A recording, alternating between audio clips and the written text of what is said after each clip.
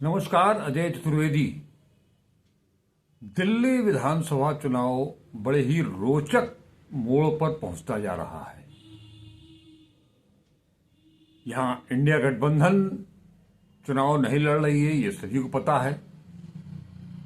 त्रिकोणीय मुकाबला शुरू से ये बताया जा रहा है। अरविंद केजरीवाल यानी कि आम आदमी पार्टी, भारतीय जनता पार्टी और कांग्रेस ने भी इस बार पूरा दमखम लगा दिया है और खास तौर पर राहुल गांधी की जो रणनीति है दिल्ली विधानसभा चुनाव को लेकर के, वो भी स्पष्ट हो गई है।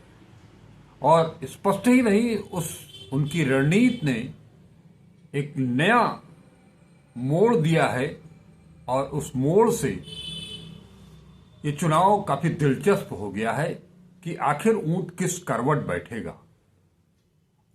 आम आदमी पार्टी के पास पिछले 12-13 साल से वो दिल्ली में शासन कर रहे हैं। ये अगर पहला कार्यकाल भी जोड़ लिया जाए जो चंद दिनों का था, तो उस हिसाब से ये 3 कार्यकाल उनका पूरा हो चुका है आम आदमी पार्टी का।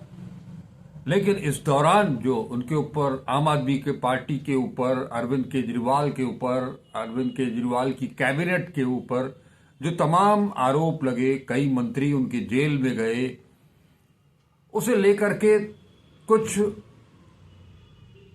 सत्ता को लेकर के जो 10, 11, 12, 13 साल जो चली है, उससे कुछ न कुछ तो नाराजगी जरूर है दिल्ली के पब्लिक में। और हालांकि आज की तारीख में भी अगर सर्वे कीजिए तो दिल्ली मुख्यमंत्री के तौर पर पब्लिक का रुझान अरविंद केजरीवाल से भटका नहीं है। वो आज भी अरविंद केजरीवाल को दिल्ली के मुख्यमंत्री के तौर पर पसंद करते हैं। लेकिन एंटी इनकम्बेंसी का कुछ तो असर पड़ना है, वो पड़ भी रहा है, पड़ता हुआ दिखाई भी दे रहा है। उधर इसके साथ ही सबसे बड़ी चीज ये है कि केजरीवाल चाहे जितनी भी गारंटी की घोषणा करें, लेकिन लोगों के दिमाग में एक चीज चल रही है जो पहले अरविंद केजरीवाल खुद कहा करते थे कि हम कुछ भी करना चाहें पब्लिक के लिए, एलजी करने नहीं देते हैं। उनका ही ये जुमला उनके खिलाफ जारता हुआ दिखाई भी देने लगा है। लोगों को यह भी समझ में आ रहा है कि ये चाहे जितनी गारंटी दे दे, जाएगा तो प्रस्ताव एलजी के पास ही। क्या एलजी अचानक से बदल जाएंगे? क्योंकि एलजी को गवर्न कौन कर रहा है, दिशा निर्देश उन्हें कौन दे रहा है? गुपचुप रूप से, पीछे से ही सही, दिल्ली सरकार। और दिल्ली में सरकार है प्रधानमंत्री नरेंद्र मोदी की। लेकिन नरेंद्र मोदी भी यहां पर बहुत परेशान हैं। पिछले करीब 15 साल कांग्रेस सत्ता में रही। उसके बाद की बात करें तो 12-13 साल अरविंद केजरीवाल यानी कि आम आदमी पार्टी, 27-28 साल से वो भारतीय जनता पार्टी दिल्ली में अपनी सरकार नहीं बना पाई है। और ये प्रधानमंत्री नरेंद्र मोदी के लिए और उनके जो नजदीकी सिपहसालार हैं उनके लिए एक बहुत बड़ी चुनौती है। एकमात्र दिल्ली ही है जहां पर कि नरेंद्र मोदी के रहते हुए 11 साल के बीच में एक भी चुनाव बीजेपी नहीं जीत पाई, सत्ता में नहीं आ पाई। और अब की बार जब शुरुआती दौर में यह लग रहा था कि बीजेपी और केजरीवाल के बीच में कांटे की टक्कर होगी, उस परिदृश्य को राहुल गांधी और कांग्रेस ने बदल दिया है। कांग्रेस के पूर्व अध्यक्ष और नेता प्रतिपक्ष राहुल गांधी ने जो पहली सभा की, उस दौरान जिस तरह से उन्होंने नरेंद्र मोदी और अरविंद केजरीवाल के बीच में तुलना करते हुए पब्लिक को ये समझाने की कोशिश की कि ये दोनों ही आम आदमी के पक्षधर नहीं हैं। आज कई दिनों के बाद सदर में उनकी एक विशाल जनसभा तय, और इसके बाद वो लगातार उनकी सभाएं होंगी, रोड शो करेंगे। अकेले राहुल गांधी ही नहीं, बल्कि राहुल गांधी भी रोड शो करेंगे और प्रियंका गांधी भी रोड शो करेंगी। मल्लिकार्जुन खड़गे साहब की सभाएं होंगी। यानी कि ले दे करके आज 22 तारीख से 3 फरवरी तक का समय है, और इस दौरान कांग्रेस पूरे दिल्ली को मत डालने की कोशिश में है। दरअसल इसके पीछे और उनका ज्यादा फोकस उन 20 सीटों पर है जहां कांग्रेस को ये उम्मीद लग रही है कि वो कुछ कर सकते हैं उलटफेर। क्योंकि ये जो 20 विधानसभा की बात कर रहे हैं, इसमें से ज्यादातर ऐसी विधानसभा सीटें हैं जहां पर दलित और मुस्लिमों का बोलबाला है, वर्चस्व है। लोकसभा चुनाव के पहले और भारत जोड़ो यात्रा और भारत जोड़ो न्याय यात्रा के बाद राहुल गांधी ने जिस तरह से संविधान, आरक्षण, जाति जनगणना का मुद्दा उठाया, इन तीनों ने दलितों को बहुत ज्यादा प्रभावित किया है। और ये दलित ही हैं जो कांग्रेस से छिटक करके, दिल्ली की बात कर रहा हूं, तो कांग्रेस से छिटक करके जो बीजेपी के पाले में आए थे, आज वो दलित फिर से कांग्रेस की तरफ शिफ्ट होते हुए दिखाई दे रहे हैं। ये वोट केजरीवाल को नहीं जा रहा है, ये वोट बीजेपी से कांग्रेस की ओर आ रहा है। और रहा सवाल मुस्लिमों का, तो वो देश भर में एक चीज तय कर चुके हैं और ये जान चुके हैं बखूबी कि उनके लिए, उनके हित के लिए लड़ने वाला अगर कोई है तो वो कांग्रेस पार्टी है, राहुल गांधी है। लिहाजा ये जो बहुत बड़ा वोट बैंक कांग्रेस को फिर से मिल रहा है, इसका फायदा दिल्ली चुनाव में मिलने की उम्मीद जताई जा रही है।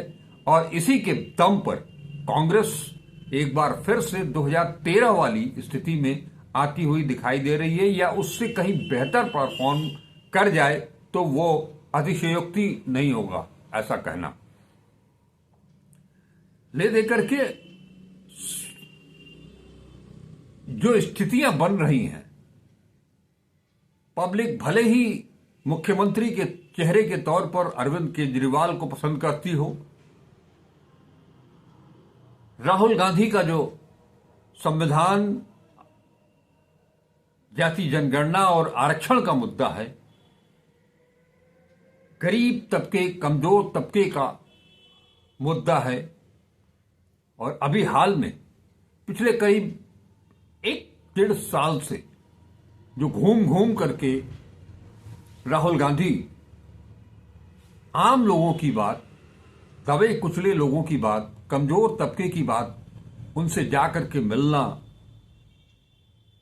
उनका कुशल क्षेम पूछना, उनके व्यवसाय जो भी काम कर रहे हैं उसके बारे में जानकारी लेना, चाहे वो कुली हो, बढ़ई हो, मोटर मैकेनिक हो, राजगीर मिस्त्री हो, किसान हो। और अभी हाल ही में इस कड़कड़ाती ठंड में एम्स में जाकर के जिस तरह से दूर दराज से आए मरीजों और उनके तीमारदारों से पूछ करके उनकी बदहाली पर जो उन्होंने काम किया, उसके बाद दिल्ली की मुख्यमंत्री को पत्र भी लिखा। ये शायद आम आदमी पार्टी के आम लोगों के लिए स्वास्थ्य सुविधाएं दिलाने की जो बात बार बार की जाती है, उस पर एक करारा प्रहार था। केंद्र सरकार पर तो वो लगातार हर चीज के लिए, हर मुद्दे के लिए केंद्र सरकार को जिम्मेदार ठहरा ही रहे हैं। कारण कि स्वास्थ्य सुविधाएं हो, स्वास्थ्य सुविधाएं हो, शिक्षा का मामला हो, बेरोजगारी का मामला हो, पेपर लीक का मामला हो। जब दिल्ली में इस तरह का कोई पेपर लीक नहीं हुआ है, लेकिन बाकी जगहों की बात कर रहा हूं, वहां राहुल गांधी के जितने भी मुद्दे उठाए जा रहे हैं वो सभी जन सरोकार से जुड़े हुए वो मुद्दे हैं। और इसलिए ही ये कहा जा रहा है कि इस बार कांग्रेस ने प्रत्याशी भी बहुत ठीक ठाक उतारे हैं, चाहे वो संजीव दीक्षित का मामला हो, अलका लांबा का मामला हो।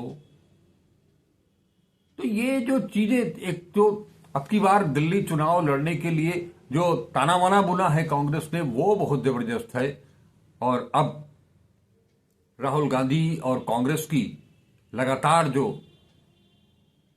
मीटिंग और रोड शो होने हैं, उससे एक माहौल बनाने की कोशिश की जा रही है। और बीजेपी हो या कांग्रेस लगातार आम आदमी पार्टी के ऊपर हमलावर है, अरविंद केजरीवाल के ऊपर हमलावर है। बीजेपी भी आम आदमी पार्टी को अपना निकटतम प्रतिद्वंदी मान करके उन्हीं के ऊपर ज्यादा हमले बोल रही है। हालांकि शुरुआती दौर में ये चाल जरूर बीजेपी की तरफ से चली गई कि कांग्रेस का नाम उछलवाया जाए, उन्हें डायरेक्ट फाइट में दिखाया जाए, ताकि आम आदमी पार्टी और कांग्रेस आपस में लड़ें और उसका फायदा बीजेपी को मिले। लेकिन ऐसा कुछ दिखाई नहीं दे रहा है। राहुल गांधी के आने के बाद से माहौल काफी बदल गया है। और आने वाले दिनों में, मैंने कहा कि आज से जो प्रक्रिया शुरू, वो 3 फरवरी तक चलनी है। उसके बाद इस दौरान सबके बहुत ही नपे तुले अंदाज में कांग्रेस ने अपनी बिसात बिछाई है। और उसका कितना फायदा होगा ये अलग बात है। लेकिन दिल्ली के लोगों, जो हमारे मित्र हैं, उन लोगों ने जो मुझे जानकारी दी कि अभी से जो हालात दिखाई दे रहे हैं, उसमें हंग विधानसभा दिखाई दे रही है। सबसे बड़ी पार्टी के रूप में आम आदमी पार्टी, लेकिन वो बहुमत हासिल कर पाएगी, अभी इसमें कुछ संदेह बचा हुआ है। संदेह इसलिए भी बचा हुआ है कि असली खेल तो 5 फरवरी को ही होना है, जिस दिन मतदान होना है। पूरी मशीनरी दिल्ली की हुकूमत के हाथ में है। और साथ ही साथ 5 फरवरी जिस दिन की दिल्ली में मतदान होना है, प्रधानमंत्री नरेंद्र मोदी दिल्ली से दूर प्रयागराज में महाकुंभ स्नान के लिए आ रहे हैं। यानी उनका एक मेगा शो दिन भर चलेगा। मीडिया पूरी तरह से लेकर के जाएगी, दिखा सब कुछ, कैसे वो महाकुंभ के अंदर आ रहे हैं, कैसे स्वागत हो रहा है, कैसे स्नान कर रहे हैं, कहां क्या कर दान पुण्य है, माने जितनी भी चीजें हो सकती हैं वो छाए रहेंगे। जैसे आमतौर पर वो किसी भी विधानसभा के चुनाव में मतदान के दिन उनका जो शेड्यूल तय होता है, आप लोगों को याद होगा कि गुजरात के विधानसभा चुनाव के दौरान मतदान करने जाते समय से लेकर के और उसके बाद वहां से लौटने के बाद तक एक तरह से उन्होंने रोड शो किया था। लगभग वही सब सारा किस्सा इन 5 फरवरी को दिखाया जाएगा। पूरी मीडिया लगी रहेगी। इसका असर तो पड़ना है। वो असर कितना पड़ेगा ये वक्त बताएगा, लेकिन इससे आप इनकार नहीं कर सकते हैं कि 5 फरवरी का दिन जो उन्होंने चुना है, विपक्ष चाहे आम आदमी पार्टी हो या कांग्रेस हो, वो कितना भी शोरगुल करें, नरेंद्र मोदी इलेक्ट्रॉनिक मीडिया के माध्यम से उसे अपनी ओर खींचने के लिए हर संभव कोशिश करेंगे। देखना यह है कि उसके पहले या उस दिन तक राहुल गांधी, प्रियंका गांधी, मल्लिकार्जुन खड़गे, कांग्रेस के अन्य पदाधिकारी और अरविंद केजरीवाल, आतिशी सिंह, संजय सिंह, मनीष सिसोदिया, इनकी टीम क्या करती है। लेकिन मैंने जैसा कहा कि दिल्ली का चुनाव बड़ी रोचक माहौल में पहुंच चुका है। भविष्यवाणी अभी से ही की जाने लगी है कि अब की बार किसी एक दल को बहुमत नहीं मिलने वाला है और दिल्ली का चुनाव अब की बार अगर कांग्रेस ठीक ठाक लड़ गई, जैसा कि दिखाई दे रहा है, तो आने वाले अन्य चुनावों के लिए भी कांग्रेस कहीं ज्यादा मजबूती के साथ बाकी राज्यों में दिखाई देगी। नमस्कार, अजय चतुर्वेदी।